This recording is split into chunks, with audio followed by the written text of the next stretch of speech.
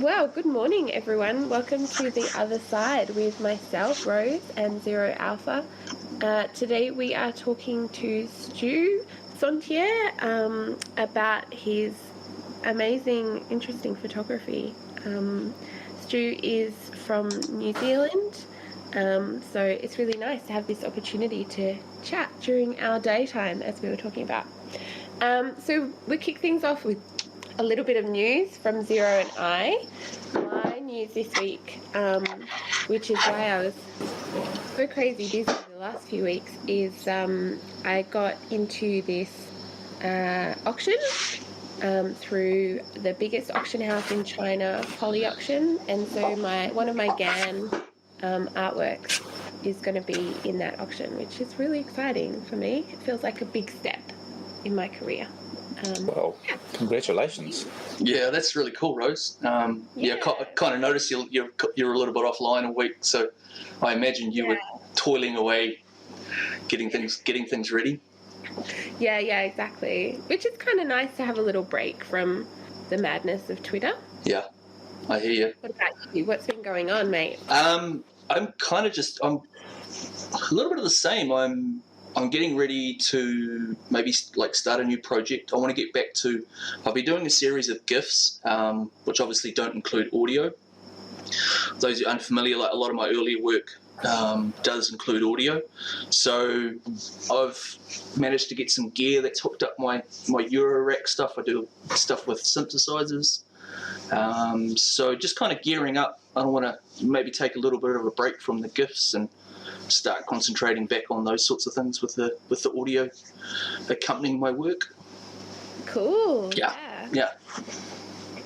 I've seen a few people going more towards audio recently, and I think it will be I don't know about the next big thing, but I definitely think it's exciting. We'll see more and more audio. Yeah, it's been a big part of my art anyway, so I kind of just took a little bit of a side project, just learning GIFs and all that sort of stuff. But yeah, just kind of realised that I need to get back to it. Yeah. What about you, Stu? You got anything coming up? I've got more projects than and more. I don't know. Sometimes they're distractions, but they become your main sort of thing. But I'm just thinking. I'm actually trying to finish some writing. Sort of theoretical writing on photography, and a group exhibition that's going online that I've been working on for pretty much a year actually. I want to get those out of the way, and then I'm kind of really hankering to do some crazy stuff I'm doing with the printer. Work I've been doing with waste ink, and I go to what I call my outside studio, which is the garden, and just dunk bits of paper into ink that I've collected out of printers. And I'm kind of itching to do that now that we've got spring happening. Yeah, nice. Well, I think that sounds really exciting about the group exhibition. But maybe that's a perfect segue into you telling us a little bit about your art, your project, and tell us about yourself. Myself it's a long story, but I'll try not to get into the details. But I've been around for a while, and I started as a electronics engineer through a kind of passion for actually electronics and electronic music, and kind of worked in that area for a number of years, but got a little bit bored with what was available in New Zealand, and also just kind of a bit annoyed with the corporate kind of structure of things, and just watching your boss is just interested in money and not the creative side of work. And kind of basically left to go cycling around New Zealand, and then went off and travelled around Australia for a year and started realising I was not interested in, just making money. I was interested in following my own interests that were beyond just work. And at that time, I went to Indonesia for a couple of months and just sort of fell in love with the music there and the culture and just the language. Just it was that opening up of diverse interests, and I didn't have much of an interest in art prior to that. Apart from I had a massive book on Salvador Dali.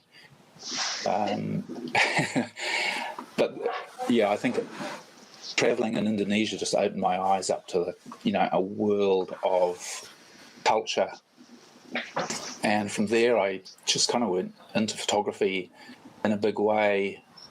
I was doing documentary work, and I essentially created a project for myself which involved travelling, going back to Indonesia for 8 months and photographing musicians and doing a bit of recording as well. And that was just like a passion project which I did a couple of exhibitions out of. After a while, I kind of started wanting my work to, I guess, have a bigger purpose, and I was doing documentary and mostly in black and white, and involved in activist protests and that sort of thing. So doing protest documentary, but after a number of years, I kind of wanted it to be having an impact, and it wasn't, and got disillusioned with it, and kind of a bit burnt out, I guess. And I just made a decision to stop, doing much of that sort of stuff. At the same time, I had a child, was raising my son, and I got a bit burnt out by the activism. So, yeah, it happens, doesn't it? Yeah. I know a lot of people who, everything kind of comes to a point where you go, enough.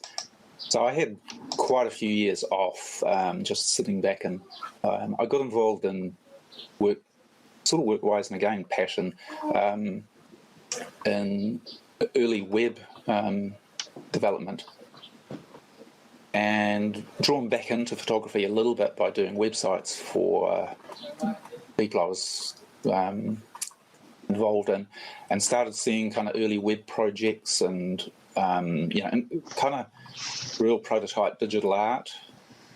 I didn't participate that much in it, but and then eventually I wasn't taking many pictures. I started just playing with a digital camera and moving the camera, experimenting and getting these wild sort of landscape blurs, and that's that work, Ether, that's up on the web. That eventuated in a big project of sort of quite meditational work, which was completely different from the documentary, and I kind of just got into experimenting with how to make the camera fail rather than actually, do what it's supposed to. Wow, that's interesting.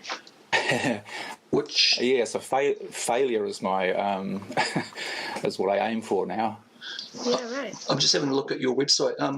Could you just repeat the project you were just talking about? That's the Ether one. Ether.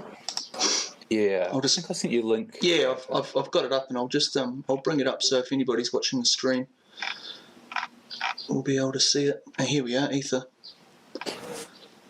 Yeah, nice. So these So, are blurred landscapes.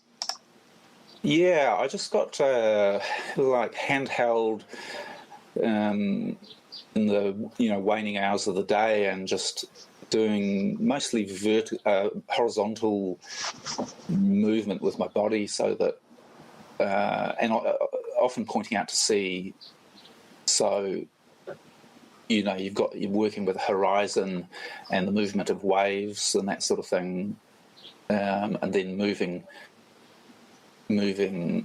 body or moving camera, and I thought I'd invented this technique. Actually, I was kind of like really excited. And I found out later that there's a whole bunch of people kind of playing around with similar sort of ideas, and I don't know if they're sort of conceptualizing it the same way as I am, but that kind of thing of you've got this high-end lens and camera that's supposed to give you sharp, crisp images, and you're basically just stuffing it up. And I've always been one for disrupting, throwing a bit of sand in the works, and I think even if other people were doing similar things, the results of these are just so beautiful, and I can see, really uniquely you, going through your work. I love it. It's really beautiful.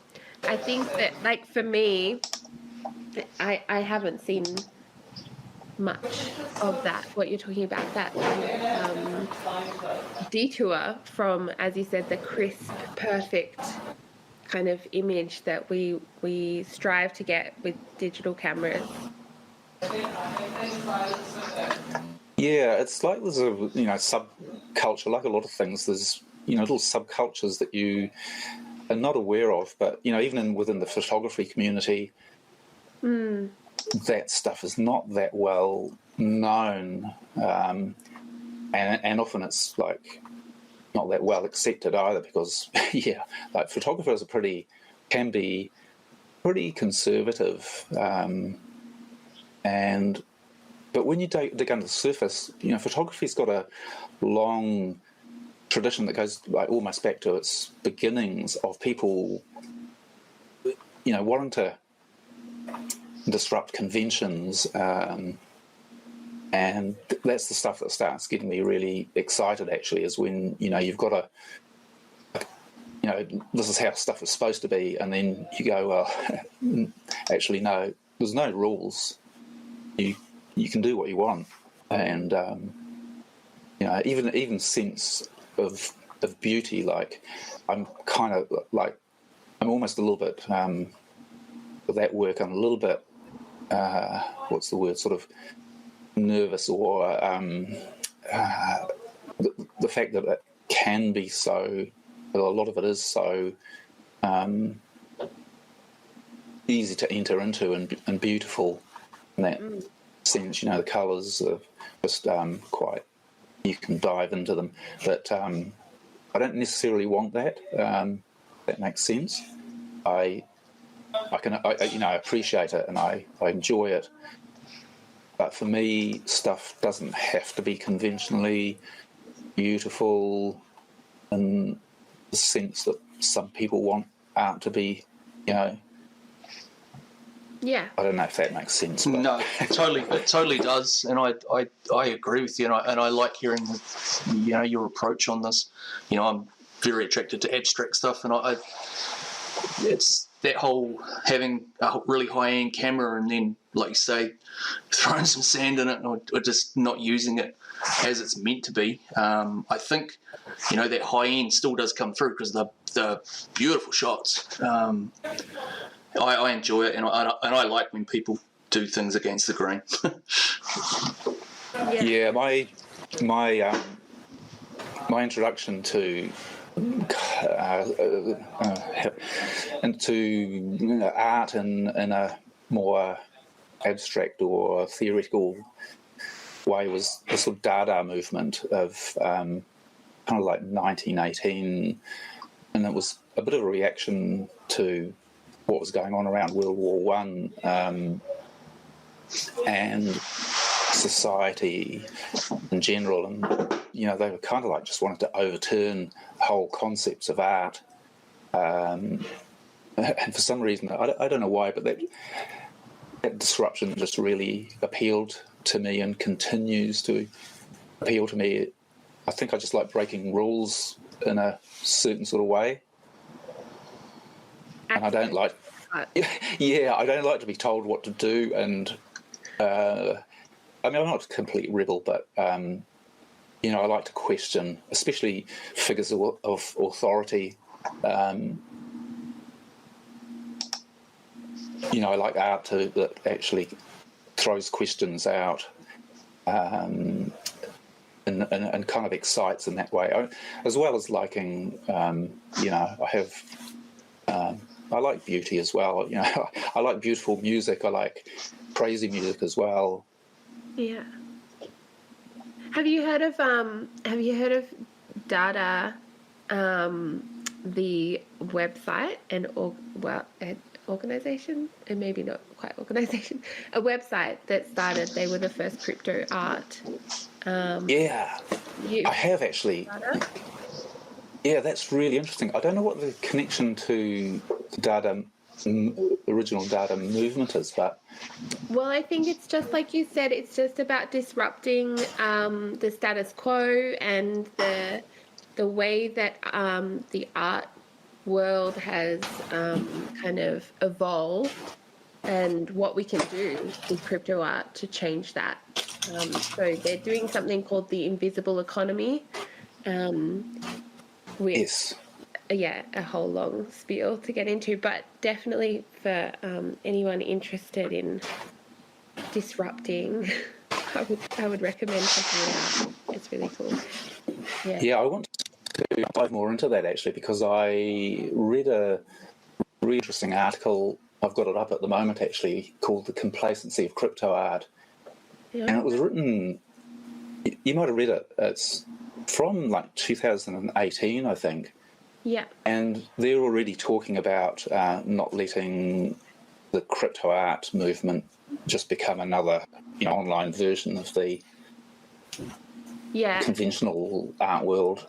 Yeah. And talking about how it's diving into the same kind of market controlled economy. I think we're in danger of that. Yeah, for sure. Yeah, I kind of tend to agree as well, and I think once I need to try and start thinking about don't concentrate on Twitter so much, because I think if we just stay in one place, I think we will fall into that trap of being influenced just by one space. I think as artists we need to keep looking in new directions, and like we're all saying, is like break rules. Don't just do what everybody else is doing, otherwise it'll just get watered down. That's been on my mind a lot lately, actually. Yeah, I think it's on a lot of people's minds, Like, I noticed Art Gnome and Patrick Tressett are bringing up, same sort of things. And I think it's an easy thing to get drawn into when you see how some people are getting, ostensibly really successful through the sales, and then other people are getting quite despondent about not getting sales and that sort of thing. But it's like it's not just about sales. Yeah, for sure.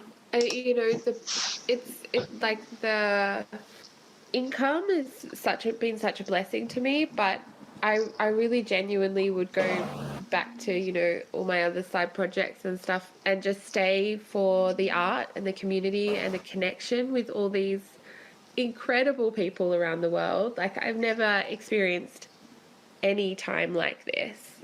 I've never been so exposed. We briefly talked about it yesterday, but just exposed to all these new art forms, and so many people around the world. Yeah. Yeah, I agree. Yeah, let's seeing what people are doing in South America rather than North America. Yeah. What people are doing in Asia, and yeah, just stuff you haven't seen before in the digital area. I've seen.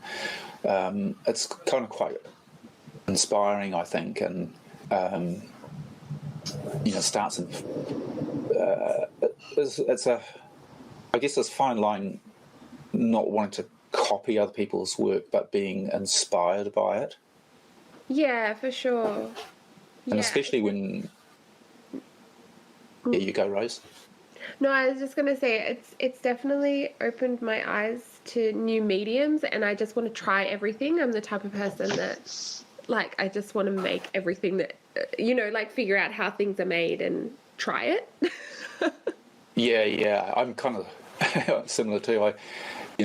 Part of me, like, I come from a quite, the engineering background, and I've done a bit of coding, not high end, but I'm kind of drawn to looking at some of the coding based stuff, but I'm not sure if that would be at the moment it would be a distraction, but I can see how potentially I could use that in my own way.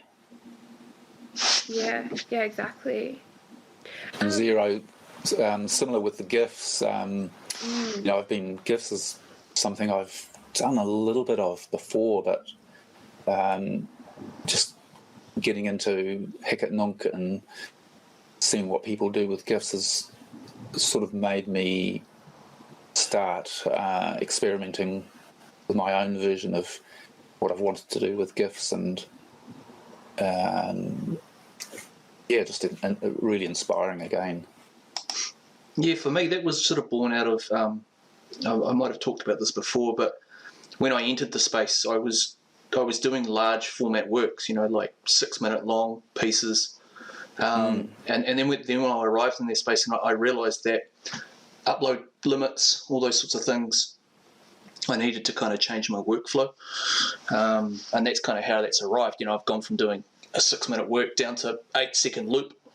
But yeah, I hear what you're saying, and the whole getting in the scene and being grateful for making some money. You kind of got to be careful that you're just not concentrating on that, and that's sort of what I'm that phase I'm into now. Is I need to maybe take a little bit of a break and start getting back to my roots and evolving my work into something new, which does actually mean sort of maybe taking a break. But it's that whole juggling the things, like, if I fall off, will I still be relevant when I come back? It's yeah. It's like, even if you fall off for a couple of days, you risk that. A few days of being more quiet on Twitter. Like, I didn't even leave totally. I just was less active, and my reach is being so punished for it within a few days. And it's really disheartening, like, do we have to be on it 24 hours a day? But that, like you said, it really takes away for me from the creative process. Like, I just need times to go and focus on making the art. Yeah, I think it's really worth thinking about that, because it's, I kind of refused to be on Twitter until Hekit Nunk. Actually, I didn't have a Twitter account, and I just saw it as a stupid waste of time. But now I see it as a kind of more interesting waste of time. But no, it's the kind of connecting mechanism. Like, originally, when Hekit Nunk was much smaller, I don't know about you guys, but it was Discord for me, and conversations on Discord. But yeah, I definitely used to talk on Discord more. Like, before, it was totally overwhelming. Like, I would share in the share your object channels, and that would actually get views. Yeah. But now I just don't even really bother anymore. It's very busy. Yeah, I think it has become a bit too diluted to, and kind of sometimes similar with Twitter. It's really hard to find the balance. Yeah. Yeah, and whether you have a break or quite how you manage that. Yeah, I've been seeing a lot of people talk about, don't put your eggs all in one basket, and I suppose, where else can you go? Like, you've been doing quite a few exhibitions as well, Stu.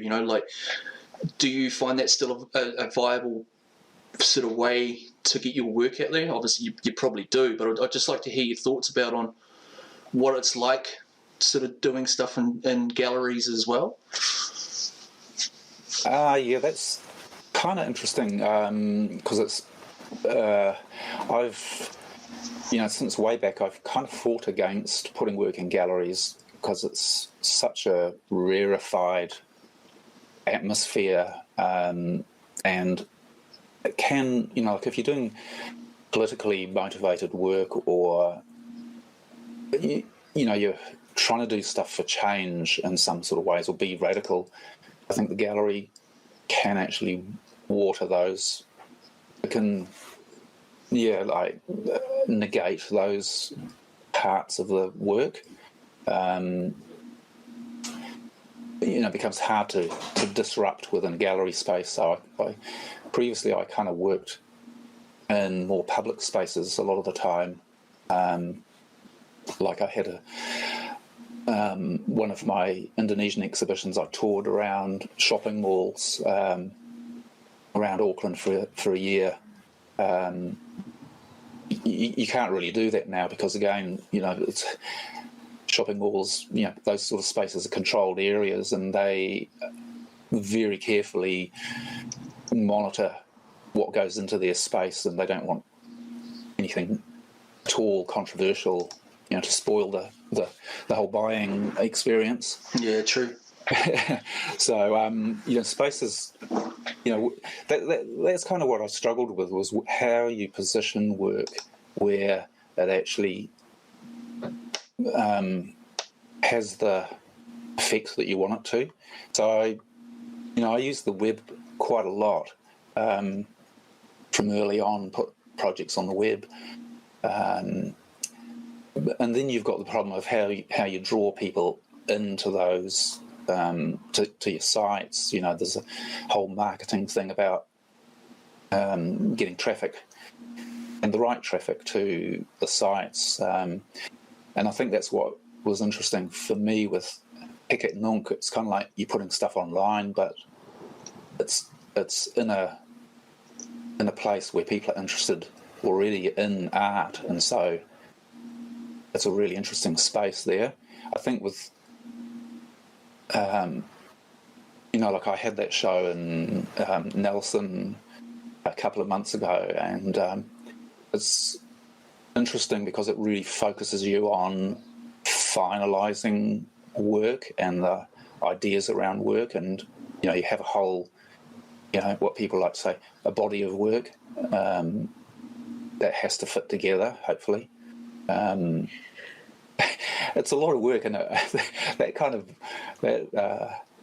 killed me for a couple of months.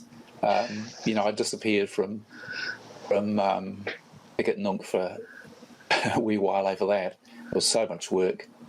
Yeah. But it was kind of different way of going about your work, isn't it? Having to create that full body. Yeah. It's kind of, I think it is quite a good way to kind of finalise work. I often am creating work, and I don't know, I try and link it all together.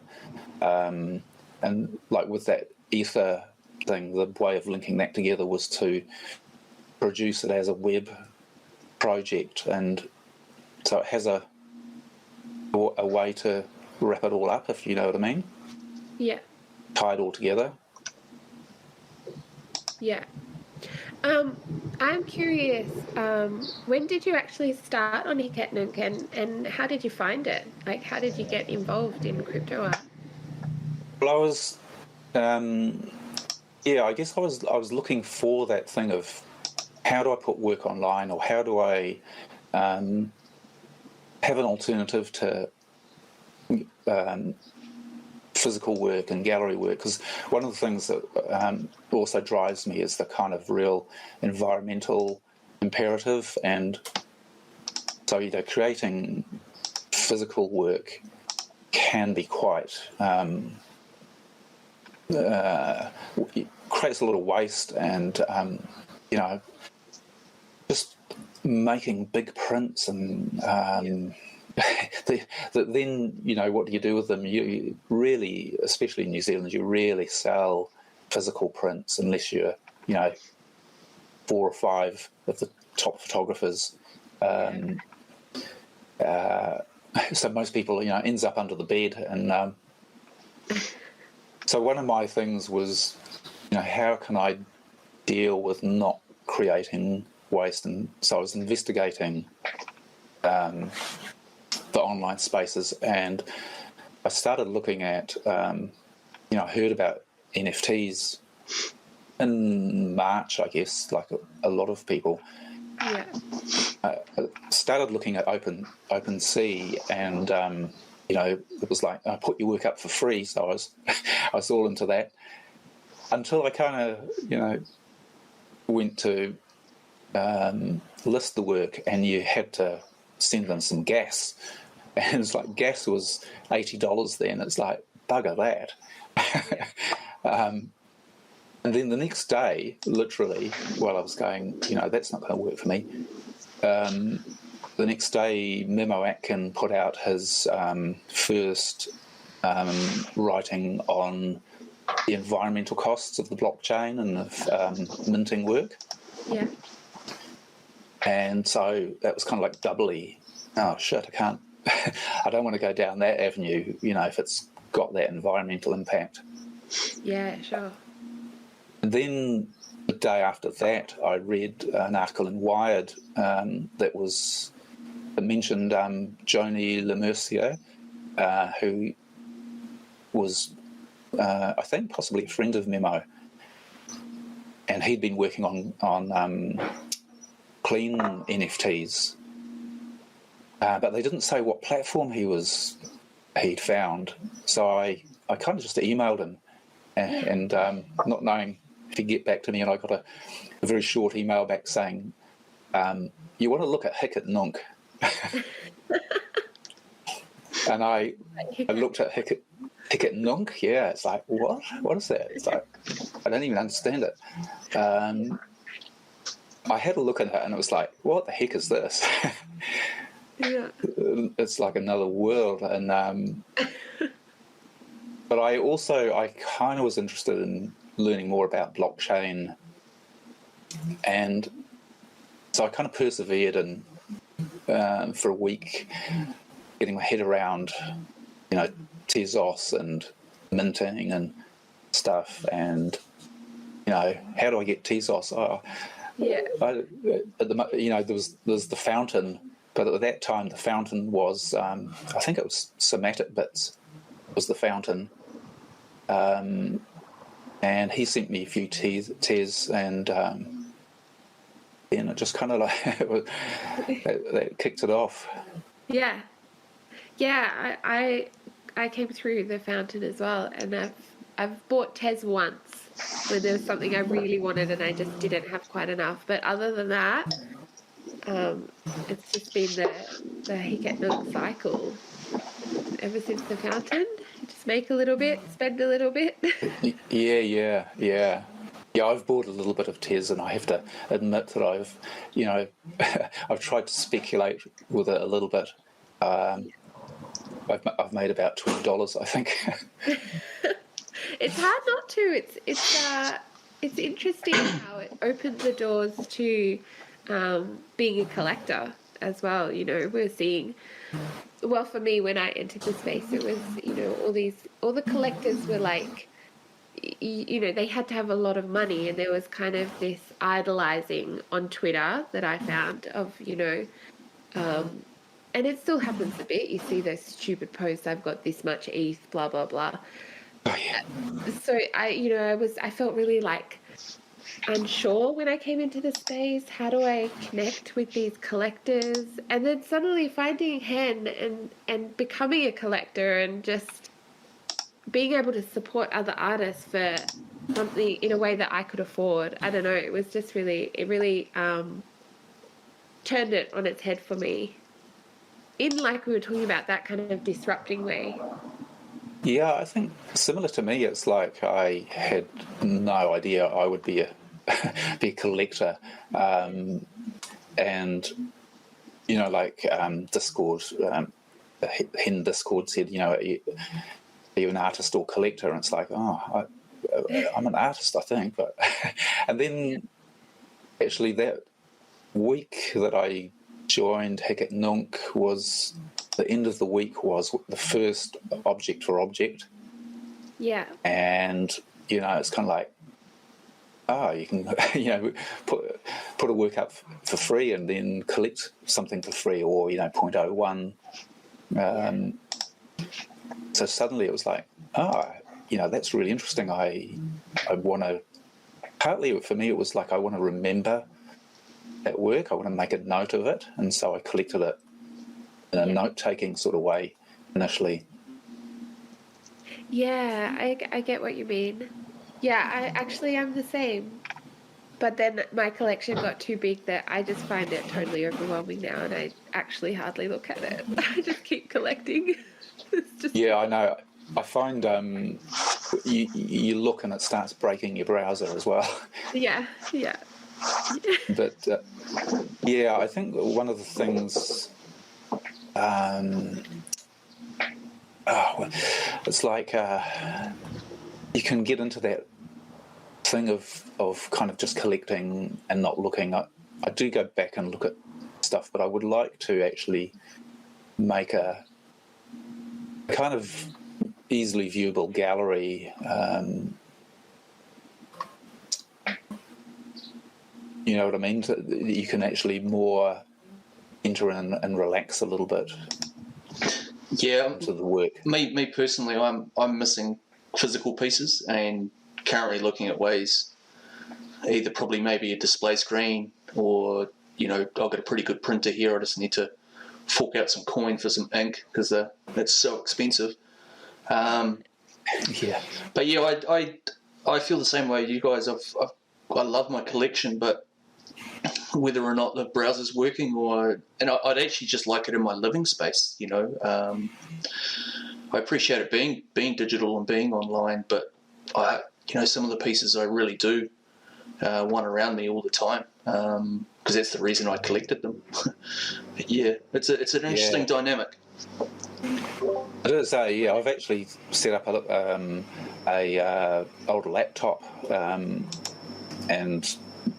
actually downloaded, right-click download on some of my collected works and put them onto the screen and got it to cycle through,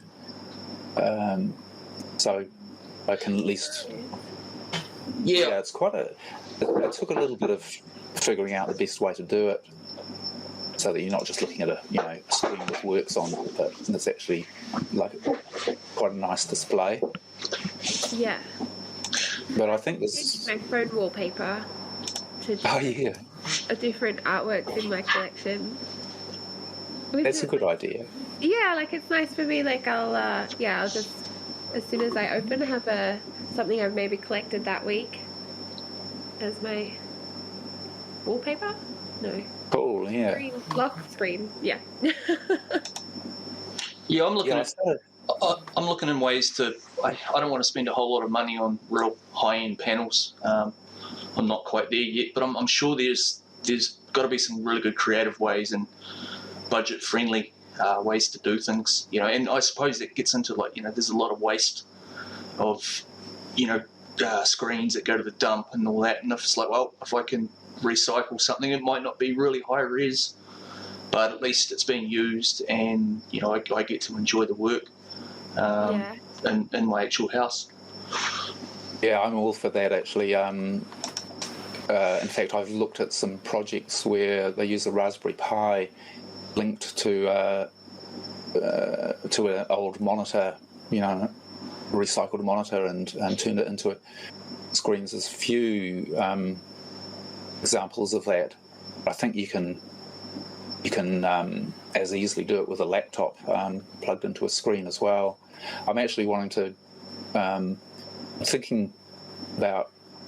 I sort of had an offer for another show actually, but I haven't put a proposal for it yet. But I'm looking at possibly using a couple of screens to show some animated GIF work, and thinking about using repurposed monitors for that.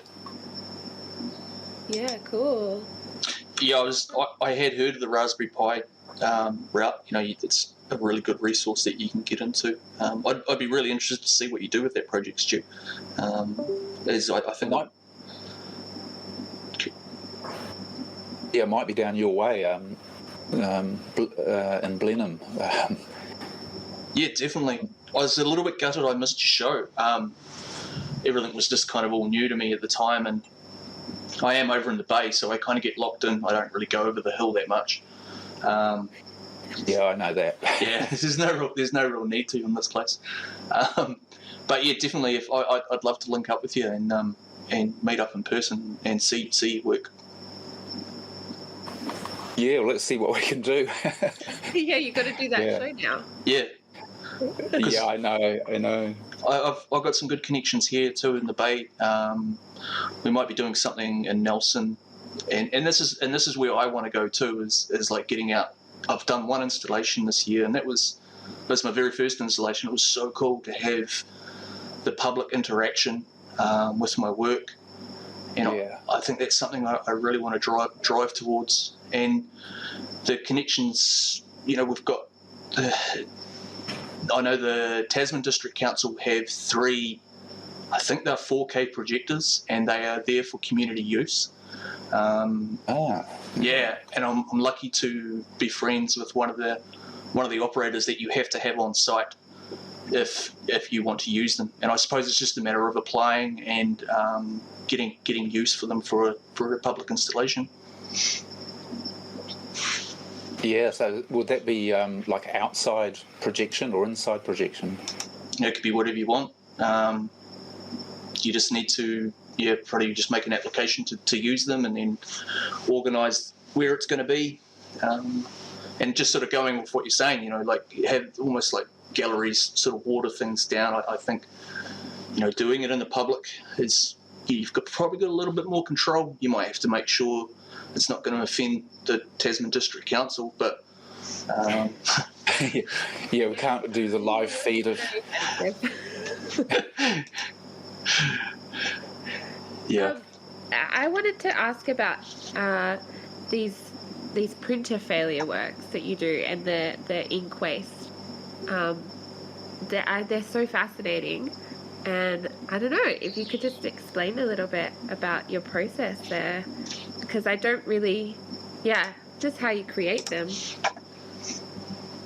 Yeah, so those kind of followed on from the ether, working with failure sort of things, and through kind of accidental process, really, I started.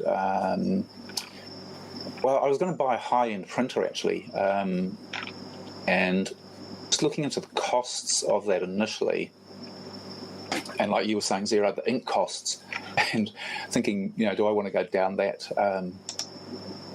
road? And then I was thinking about the waste issues again, and it's just something I really try to steer away from. So I started, this sounds a bit weird, but I noticed there were a lot of printers out on the side of the road, and I thought, man, that's a resource in some sort of way. Yeah. And having a sort of computery electronics background, I started picking them up, and what most of them actually worked in some sort of way, but they quite often worked in a disruptive way, and they would kind of give me prints that were failing in some sort of way. Yeah. And initially, that's not what I wanted, but very quickly it became something that was interesting, because again, it was breaking up that kind of nice idea of the perfect print, and that, the perfection of digital work. So I just kind of started following that process, initially working with prints that came out, the failed prints. Then I started trying to work out if I could actually make the machine fail. Zero, you might have come across circuit bending in relation to music making. Yes, I have. Yep. That's the kind of like trying to make the musical electronics fail in some sort of way. I was kind of trying to, circuit bend printers, and so far I haven't had any direct luck with, getting the electronics to fail, but getting the prints to fail in various ways. Like I think that picture you're showing at the moment is, I started printing on the back of inkjet paper, and so the ink would soak in where it wasn't supposed to, and it would actually change over days, and I'd re-photograph it at various stages of that and pick out parts I wanted to use. From that I kind of got into the more looking at actually the printer test charts that would print out and what happened when those failed. And so that's a lot of the linear work that is on my website and a little bit on my account on Eket Nunk. Yeah, this this really appeals to me. I love it. It's the work that I'm showing now on screen. Is that purple? I see I'm not sure if I'm seeing the same thing. Might have a lag. I'm looking at Collapse. Oh, okay, yeah, Collapse is the stuff, yeah. So, yeah, that's really... every printer I got, I would run the test chart to see what it could do and how it might fail. And initially, just to see, just to get a fingerprint on the print of it, then I started thinking, I can just actually use these. They're cool enough. They appeal to me. I like lines, and I like dots, and I like graphic elements, I guess. Yeah, I was going to bring that up actually. Have you done any graphic design? Because some of it is very graphical. It's very, very nice. I really like it. Yeah, to be honest, I'm a terrible graphic designer. I always struggle with, like doing posters for an exhibition or something like that. But I think maybe where I've picked that up from is from looking at a lot of minimal work from the 60s. Yeah. Which is, involved in very simple shapes and kind of conceptual as well. Yeah. I like that thing of starting a process and just letting it go and see what happens, following it, letting it lead you rather than you being led by it. I like my current work. It's something like my node setup has been actually derived from my very first NFT, and I've kind of been doing the same thing. I've just been letting it, seeing where I can take it, and okay, it's got this aesthetic. I like that, so I want to push that a bit more, and a lot of times I don't even save my work. I just go on because it's real time rendering, so you can end up in this massive rabbit hole and you forget to save, and It's pretty crazy, but I like it. It's like, oh, it's gone, but I've recorded it. I've rendered it out as stills and turned it into a GIF. But then I don't actually save the actual that setup, so it's kind of just gone. I'm finding I come back to stuff quite often and rework it, and I've had that similar trouble actually where I've wanted to go back to something and I haven't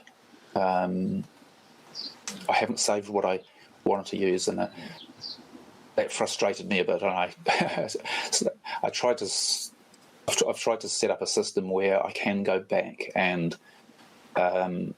look at stuff again. Like for that exhibition, I had a whole lot of work I was using from Collapse that I'd done digitally, and put into a lot of digital spaces, and as sort of single images or little groups of images. But for the show, I kind of had to go back to a lot of the origination of that work, and found sometimes I hadn't saved part of the process and had to rework it all from. And I'm working with like 2-3 gig scans, which on my machine takes a bit of work to work through at times. But so it's sometimes a bit of a frustrating process to go back and rework files. I totally know where you're coming from. But then again, I suppose sometimes when you do go back and you have to recreate it, you'll find something new. You'll find similarities in the piece that you had wanted to go back to. But yeah, it allows it to evolve a little bit.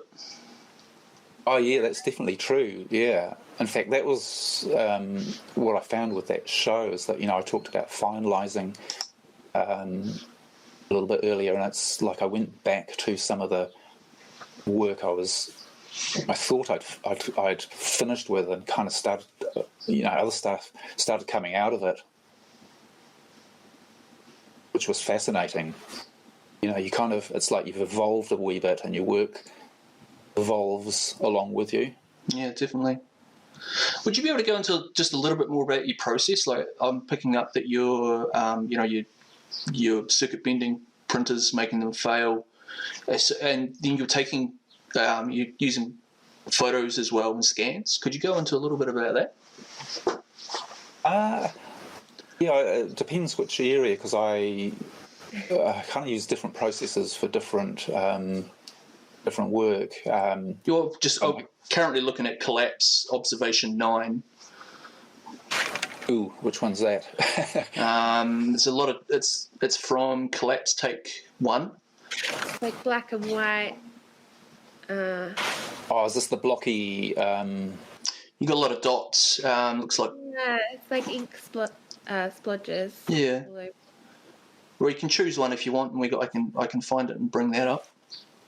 I think, if it's the one I'm thinking of, I can't quickly get to it, but what happens if I click on watch stream? Yeah, you'll be able to see what I'm looking at. Okay, yeah, okay, that's... what was the process there? That kind of started off as just a straight image of... I don't know what, actually. I went through a lot of processes. I think it was a failed print of something abstract, and then I printed it again on photographic paper that wouldn't actually take the ink properly, and so the ink starts pooling. And then as it dries, it kind of splits and pulls around, and so I kind of rephotographed that. You went deep down the rabbit hole, didn't you? Yeah, there's a number of layers on that, and I think that even might have been a rephotograph of where I printed it onto transparency film, which again pulls the ink. It doesn't dry, sits there for days and weeks sometimes. Quite often it picks up dust and crap out of the air, and I'll often let that become part of the work as well. Yeah, I've seen some of the other pieces. They have got dust in it. Is that something similar? Yeah, that was I think previously. Yeah, this one. This was a whole. This was more conventional. I say conventional ones where I experimented with printing on the back of various inkjet papers, and they often absorb ink, but they don't dry. So I let that stuff sit around for just sort of observing how the ink starts bleeding around the edges and bleeding into colours. The colours change because of odd, weird chemical processes. And stuff falls out of the air onto it and becomes stuck in the ink. And yeah, you're leaving it in its environment for such a long time that the environment is connecting with it and becoming part of the work. That's pretty cool. Yeah, it's also I kind of you start the process and let it go where it will too, and sometimes I'll intervene a bit. Like I'll with some of those works I've actually gone back and I might take out some bits of dirt or something because they aesthetically don't please me. Yeah. I try not to intervene too much, but I used to be a very straight photographer with no cropping and no editing, physical modification.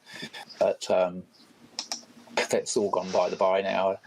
I think a series of those. I had a really long set of prints, about 7. If you can imagine a horizontal line of 7 prints, actually made it through to the finals of the Wallace Art Awards, which was quite surprising. That's awesome. Yeah, that was kind of pretty pleasing for me to. Yeah, I know you said before that your aim is not necessarily to make beautiful art, but my God, they're so beautiful. Like the end result, it's just they're so interesting. But yeah, I find them really all of your work actually. I'm going to put your Instagram up in the general chat for people to have a look at, as well as your website and your Twitter. But just looking through your Instagram, like, it's just calming. There's something, and sorry about my hay fevery voice. But yeah, like it's just there's just something meditative about your work, I find, and all of it really. But these ink waste ones, they're just so beautiful. There's so much detail, but they're so simple at the same time. So I can definitely see how you're winning awards. Not surprising at all. I'm not winning that many awards, but An award. But yeah, an award will do. Yeah, I mean, it's nice to kind of get some recognition, because mostly you enter stuff and you don't, nothing happens, and you think, that was my best work. But yeah, it's kind of, I never know how people respond, why people respond to something, because I try and keep it so that it's for me rather than other people. And the basis of it is, something I have to do myself, and if it appeals to other people, then that's good. But it can be disheartening if it doesn't appeal to other people. But at the bottom of it all is, it allows me to kind of explore areas that I'm interested in myself. Yeah. And separate to these projects, your general photography, you mentioned that you don't or didn't do much cropping or editing. Is there something specific that you look to explore through your photography? I'm not sure how to. Kind of, I don't know. My own thinking about things, my sort of exploration of ideas and like this stuff. I think you're showing at the moment is a thing called observer phenomenon. Yeah. And I was kind of just interested, like it's pictures looking down on the sea. Again, sort of dusk time, and so it's not quite clear. Like if you look into that, the sharpness is not. You're kind of getting impressions of the lines and the movement of the water. But I was kind of interested in just this continual movement that is going on that has nothing to do with humans at all.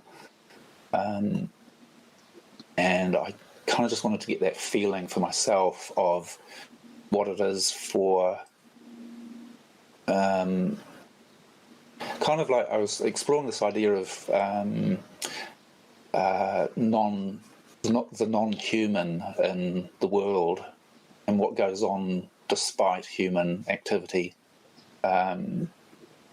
Do you know what I mean? It's kind of like going on in the background and in the foreground, and it doesn't really matter whether we're around or not. It'll just keep on doing that. Yeah, fully. I know what you mean. I just live by the beach, and it's funny. I go down there and just chill out, and I'm like, this is just going on without us, no matter what we do. Yeah, that's a cool. It's a cool level to think about it. I like it. Yeah, and I think like in both of your works, I can kind of see that aspect of things too. It's like there's a movement that is independent of what we do. You've created that work, but it's actually it's riffing on a kind of eternal movement of nature in a way, in different ways. Yeah, definitely. That's one of my biggest inspirations, really. Sorry, my nose is so blocked. That's all right. Yeah, for me, with like a lot of if you take the GIF work I'm doing at the moment, a lot of my touch designer stuff, I'm probably not so much nature, but more technology, and I'm using a lot of frequencies, a lot of noise, a lot of generative stuff, where I'm allowing that to dictate the movement. I like dialing in different frequencies and just seeing the way it interacts and the way it moves, and kind of letting it do its thing. Yeah, but in a way that kind of, that interests me too, because that's connected to a natural cycle as well. It's kind of like frequencies are a natural phenomenon, and that movement that you've got in your work is, to me, it's kind of like a, very natural movement, even though it's very digital and creation. Yeah. It does. That organic stuff that I was doing, a lot of people, wow, they look like jellyfish. Yeah. And I suppose it's just the interaction between me and my machine. I'm asking it to do something, and it's outputting something else. I like it. I like my machine. Yeah, I like machines too. I like machines when they fail. Which is not very common. Most people like them when they work. I have to admit I get frustrated when they don't work, but it's a much better feeling when you're working with a printer and you don't. What was that?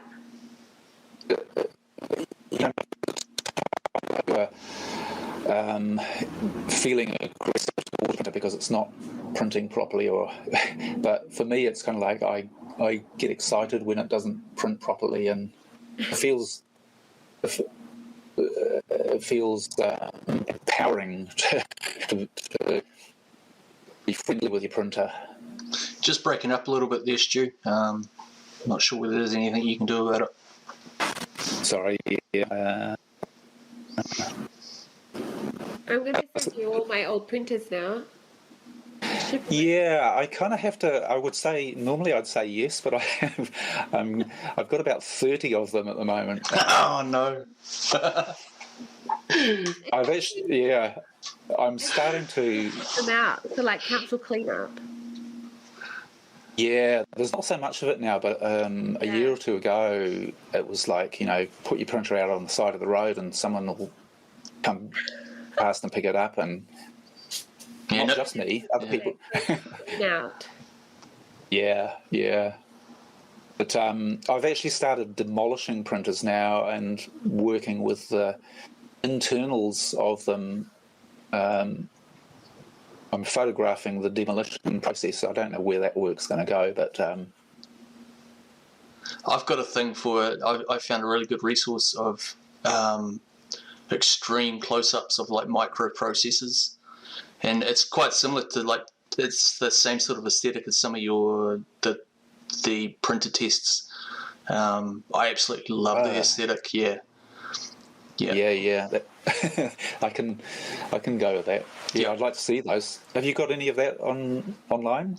Oh no, I haven't done. Oh, I've done one piece of it. I discovered it through a artist that I absolutely think's amazing, with Ash Thorpe. He was getting it, and he was taking it into like Illustrator, and then taking it into Cinema 4D. And doing like an embossed 3D version of it. I'll send you some links. It's pretty cool. It's pretty cool work. Yeah, I'd love to see that. Yeah.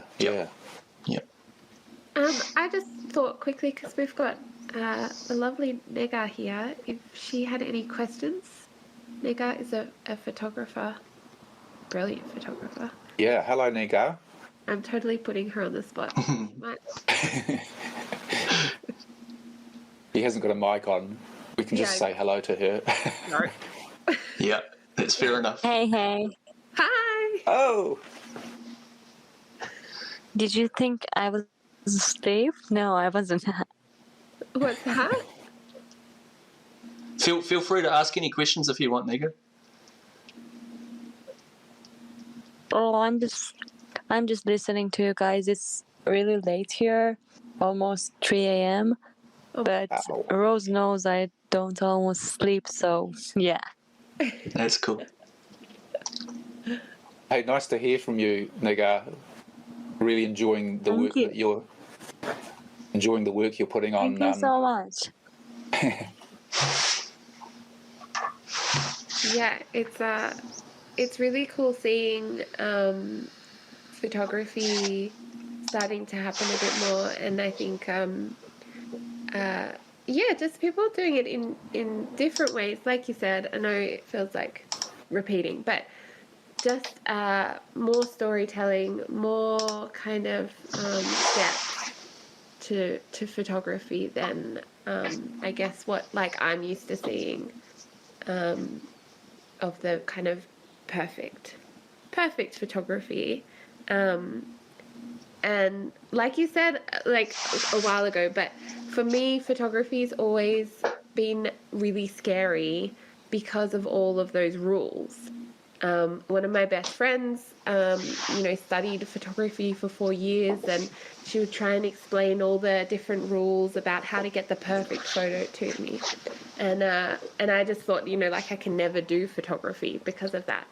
So it's been really refreshing for me to see people that, like you, Stu, that just throw the rules out the window and just explore and just, see where things are going to end up, what's going to happen.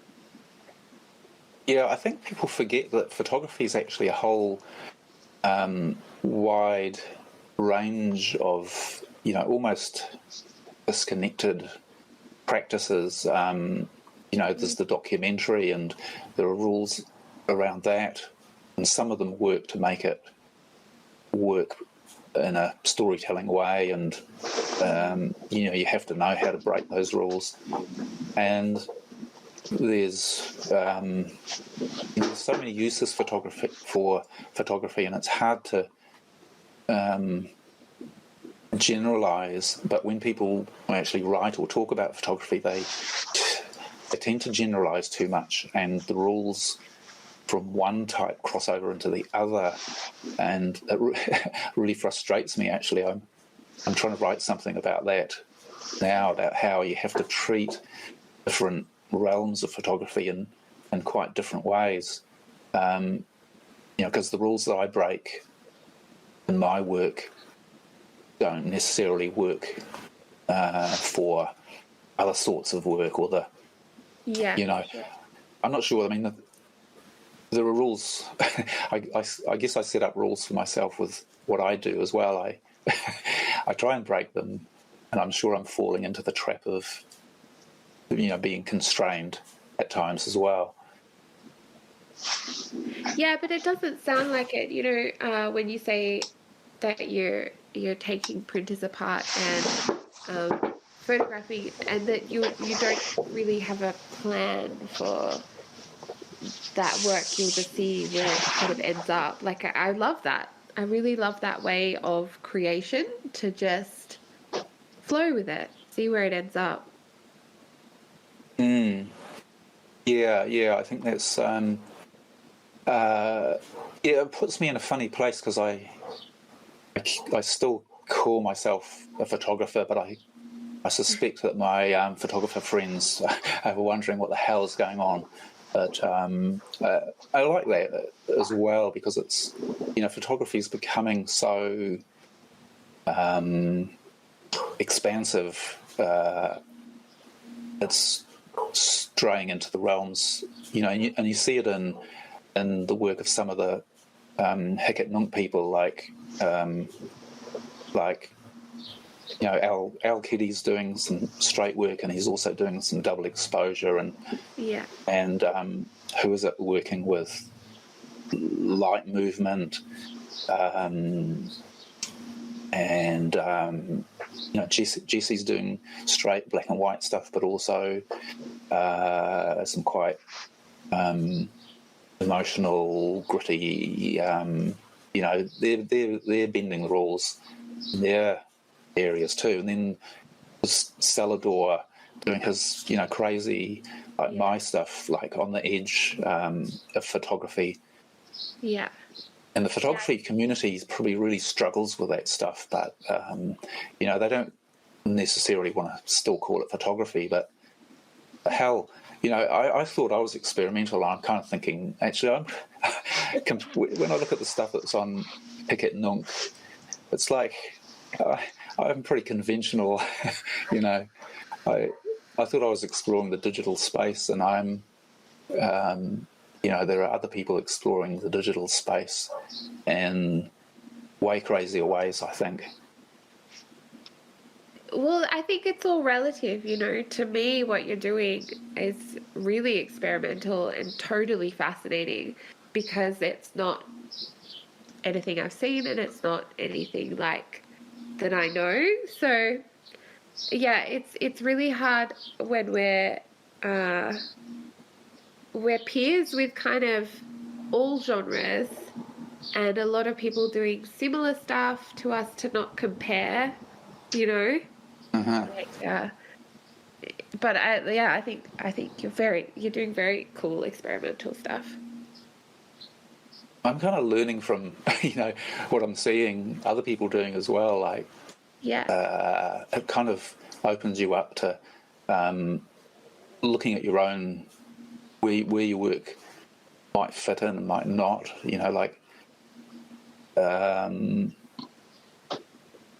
Yeah, I know where you're coming from. I know where you're coming from on that one, and I think that's, I suppose, that it comes back to what we were talking about right at the start. Is being in this whole crypto art movement and being connected to so many different types of art, so many different types of people, it's only natural that we do look at everything around us and start to take influences, and have question our own practice. Yeah, I think questioning, is always good. Well, it's not always good, actually, to be honest. What killed me with the documentary, I kind of questioned myself into the ground, to the point where I don't take pictures of people anymore, because I find ethically, for me, it's quite a dangerous area. I think you're working with other people and you have a responsibility to them, and I felt I couldn't work in that way anymore. There's lots of people who are still, there's a lot of ethical issues with, for instance, street photography, that I think people have to negotiate if they're working in that area. And for me, it's too difficult. Finding my space in the experimental area was just opened things up again for me. Yeah. Hey, we're about into an hour and a quarter. But yeah, I don't want to cut you short or anything, Stu. But I think we'll sort of have a look at maybe winding things up. Is there anything you've got coming up you want to let the people know about? I don't know what I've got coming up. Yeah. Yeah, I've got a whole lot of stuff. I think you mentioned, potentially looking at other platforms, and to be honest, I'm pretty happy with Heket Nunk the way it is. For all its crashing glory. Yeah, I love it, and I want it to kind of stay with that community aspect. Yeah. Forefront, and try and avoid getting too much more commercial, like a lot of the other platforms. Yeah, I hear you on that one. There's a lot of uniqueness about what we've got, I think. That really works. I think for me, Heket Nunk, it just looks so experimental and kind of arty, as opposed to some of the other platforms that just I go there and I'm just not interested in what they're doing. Mostly, you know what I mean? Yeah. I mean, maybe that's my own biases, but I'm not into all that collectible idea. It's too much about the market for me. Often, I think there's some good projects that work, but it's the ones that actually are still connected to the art that are the most fascinating for me. Yeah. I think, in terms of other work, I've got some other little projects I'm working on that are looking at scouring mapping applications for failure. And potentially I want to work with, I'm talking with a guy who you may come across as AI Gardening, who was around early on, but he's a bit quiet now, who was doing some GAN stuff with Sempervivum flowers with another artist. And I'm talking with him about seeing if he can introduce some of that aspect into a project I'm interested in that looks at kind of visual aspects of climate emergency issue. Yeah. I'm not sure if that's going to come to anything, but I kind of hope it does, but you never quite know. Yeah, I hope it does. That sounds really interesting. Because that's what I'm really exploring with the printer stuff, and a lot of the stuff I'm doing is it always connects back to some sort of environmental or waste sort of issues that are kind of just inbuilt into my thought process, I think. Yeah. Yeah, that's really cool. I want to see that. Make it happen. I might start.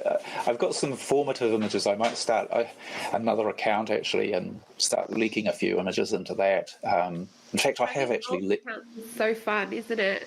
It just takes so much pressure off, like to be able to have a few different accounts to experiment with different styles. Yeah. Yeah, I got to do that myself. I haven't done it yet. I have terrible trouble with both my I run Temple and Kukai, and I have terrible trouble with once I sign out of one or start a new wallet, I can't sign back into Hen. So it's kind of like really? Yeah.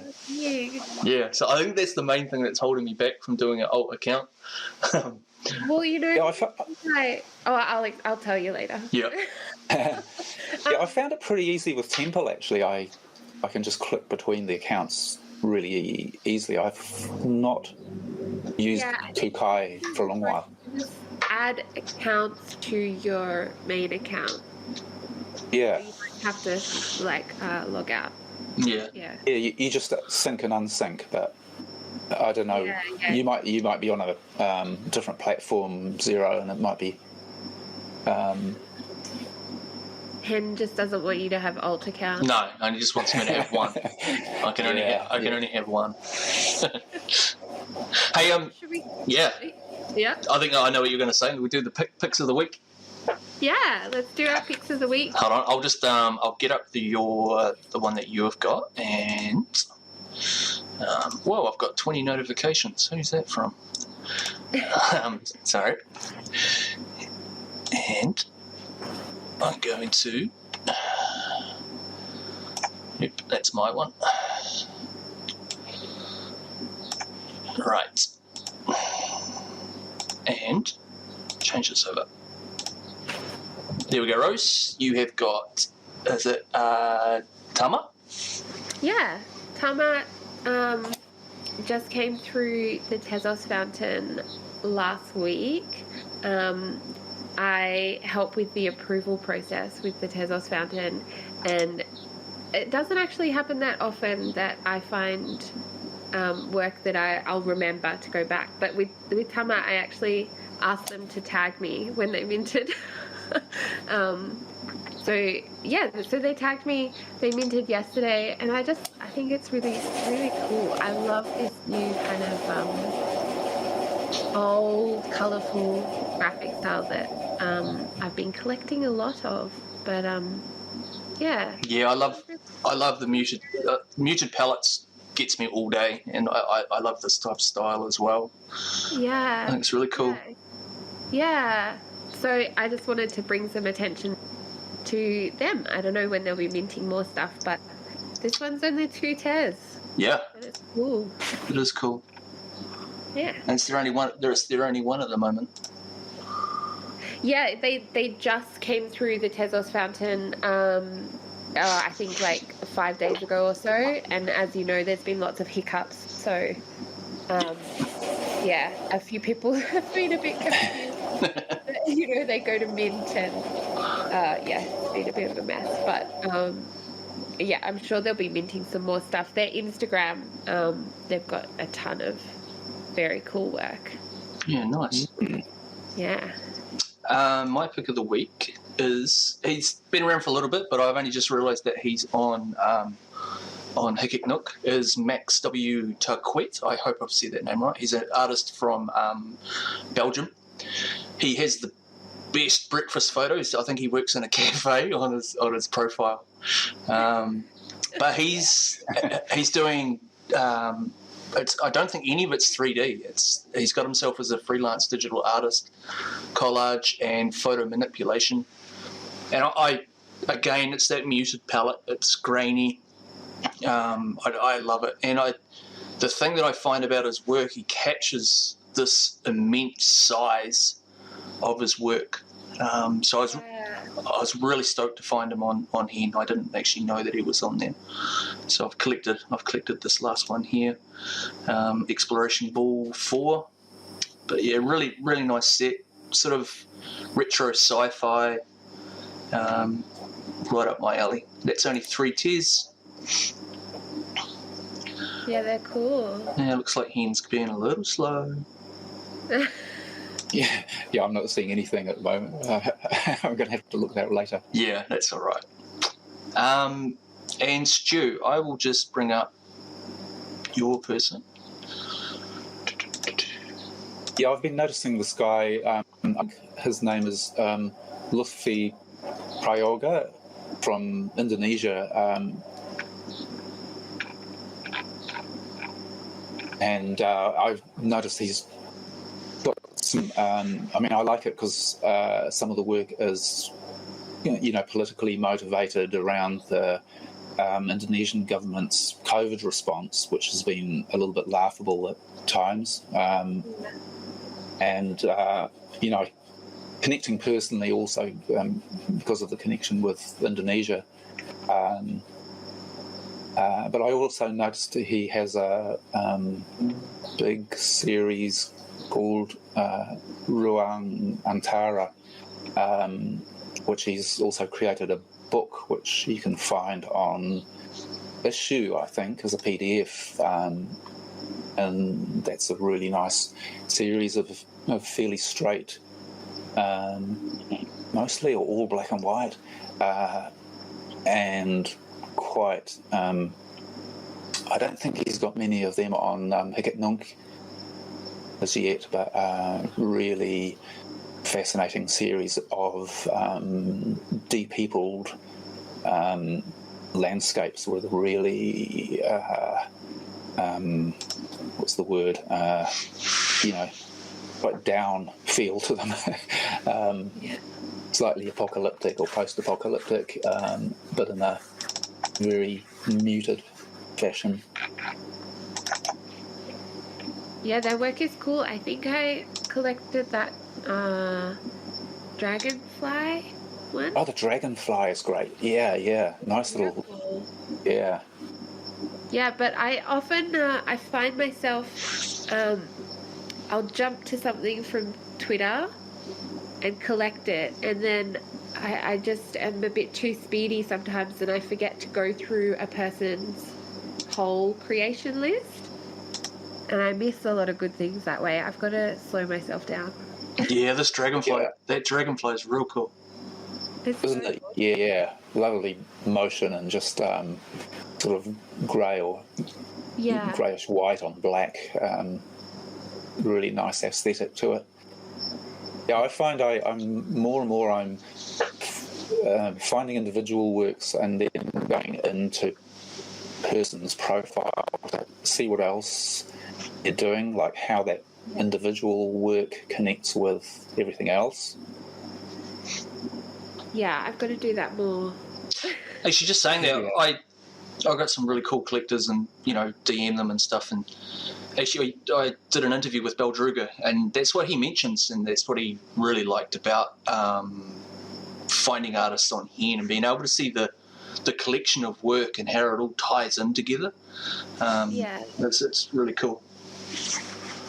Yeah, I think some people can do it, they can do individual works that are not necessarily connected and do that well, but sometimes it comes across as just a scattergun approach. And, there are people who are doing that scattergun approach, trying to find the thing which will make them money. But I think for, more discerning collector and just us looking on, having that continuity and a context for, it's like I always want to know, why are you making this work? Like, what makes you make it? And I think you see that more through there's this horrible term, body of work, but it kind of makes it's like really art wank, sort of speak, and And I'm kind of guilty of that because I'm partially in that world. But it kind of, some of those, out of the digital world art sort of things have a reason for being. Having that body of work makes it sort of gives you an idea of what's going on behind the scenes for someone, and gives you more of a context for why that work exists and what it means. Yeah, definitely, and that's part of why myself and I think Rose as well, we wanted to do this. Like the environment of Twitter, you've only got, I don't know, what is it? How many characters? You don't 40 or 140. You don't get a chance to really hear about the depth of why it's done. And it's so important to know that. Like honestly, Stu, like hearing, just with talking to you today, it's given me a bigger appreciation about your work. And I think anybody that is looking into getting into collecting, try to do that little bit more digging in on the artist, find out their why, reach out to them, ask them. I know I don't mind talking about it.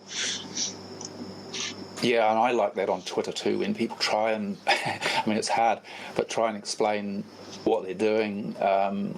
And, Clara has done a lot of writing about and helping artists to put in writing, more what they're doing, the kind of artist statement type of thing.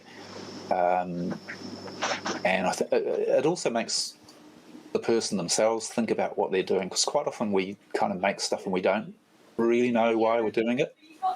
Yeah, for sure. I'm very guilty of that. Yeah. And you might know. You might. Yeah, she's great. She needs to write more. Yeah, I know. I need to actually, I find the task of actually sitting down and writing something quite unbearable, and I put it off with all the many other things I have to do, and it just kind of and then I often find myself in the situation where I need it all of a sudden. Yeah, that's right. I've found that too.